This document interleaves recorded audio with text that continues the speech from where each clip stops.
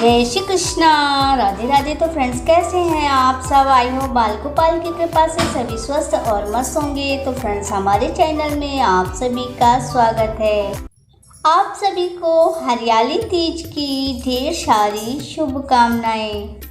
तो फ्रेंड्स, आज एक श्रवण मास की बहुत ही रोचक कथा है। इस कथा को श्रवण मास में अगर आप सुनते हैं, दूसरों को सुनाते हैं, तो भगवान शिव आपकी सभी मनोकामनाएं पूर्ण करते हैं। तो आज सुनाऊंगी श्रवण मास की कथा।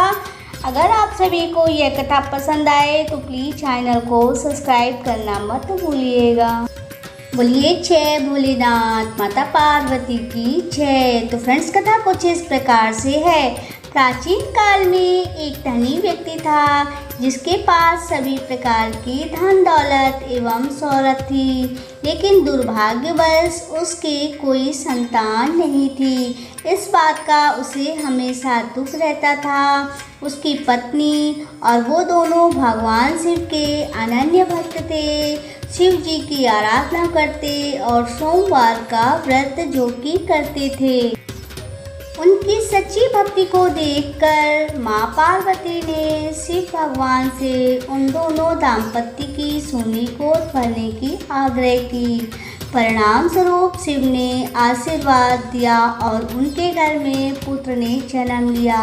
बालक के जन्म के साथ ही एक आकाशवाणी हुई, यह बालक अल्पायु होगा। 12 वर्ष तक ही इस बालक की आयु होगी और 12 वर्ष के बाद इसकी मृत्यु हो जाएगी।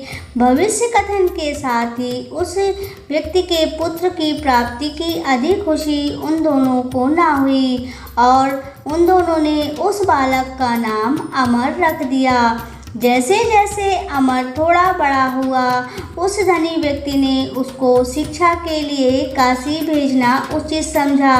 उसने अपने साले के साथ अमर को काशी भेजने का निश्चय किया। अमर अपने मामा जी के साथ काशी की ओर चल दिया। रास्ते में उन्हें जहाँ जहाँ विश्राम किया, वहाँ वहाँ ब्राह्मणों को दान दक्षिणा दी। चलते चलते एक नगर में पहुँचे जहाँ एक राजकुमारी का विवाह समारोह था। उस राजकुमारी का दूल्हा एक आँख से काना था। यह बात दूल्हे के परिवार वालों को नहीं पता थी। दूल्हे के परिवार वालों से यह बात छिपा करके रखी थी। तभी इस बात का डर था कि कहीं अगर राजा को पता चल गया तो वह शादी से मना ना कर दे। इसलिए दूल्हे के घर वालों ने अमर से झूठ मूठ का दूल्हा बनने की आग्रह की। वह उनके आग्रह को मना ना कर सका। इस बात से कि उस राजकुमारी के साथ अमर की शादी हो गई, लेकिन उस राजकुमारी को अमर धोखा नहीं देना चाहता था। इसलिए उसने राजकुमारी की चुनरी में घटनाक्रम की पूरी सच्चाई लिख दी। राजकुमारी ने जब अमर के उस संदेश को पढ़ा, तब उसने अमर को ही अपना पति मान लिया। अमर काशी पढ़ने के लिए चला गया। राजकुमारी अमर का इंतजार करने लगी और वह अपने मामा के साथ काशी के लिए चल दिया। समय का पहिया आगे की ओर बढ़ता रहा। इधर अमर धार्मिक कार्यों में भी लगा था। जब अमर ठीक 12 वर्ष का हुआ, तब वह शिव जी के मंदिर में बेल पत्तियाँ चढ़ा रहा था। उसी समय यमराज उसके प्राण लेने के लिए पधारे, लेकिन इसके पहले भगवान शिव ने अमर की भक्ति से प्रसन्न होकर उसे दीर्घायु का वरदान दे चुके थे, जो कि यमराज को भगवान शिव के उस वरदान के कारण खाली हाथ ही लौटना पड़ा।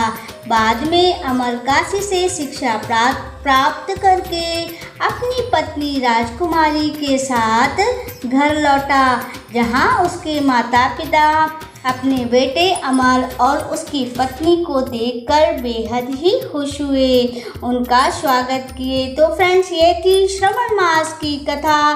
भगवान शिव की कृपा से उसके पुत्र की, जो कि अल्पायु था, तो उसकी अल्पायु जो कि कट गई। भगवान शिव ऐसे हैं कि उनकी पूजन करने से सच्चे दिल से यमराज भी नहीं छू सकता। तो आशा करती हूँ कि आप सभी को यह श्रावण मास की कथा अवश्य ही पसंद आई होगी। जो भी इस कथा को सुन रहा हो अथवा दूसरों को सुना रहा हो, भगवान शिव उनकी सभी मनोकामनाएं पूर्ण करें। तो अगर आप YouTube में देख रहे हैं तो प्लीज़ चैनल को सब्सक्राइब कीजिएगा, और अगर आप Facebook पेज में देख रहे हैं तो प्लीज़ पेज को फॉलो कर लीजिएगा। लाइक, कमेंट और शेयर भी कीजिएगा, और बेल आइकन ज़रूर प्रेस कीजिएगा जिससे हमारे नोटिफिकेशन आप तक पहुंचते रहें।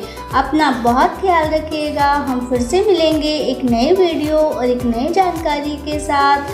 तब तक के लिए जय श्री कृष्णा, राधे राधे, हर हर महादेव।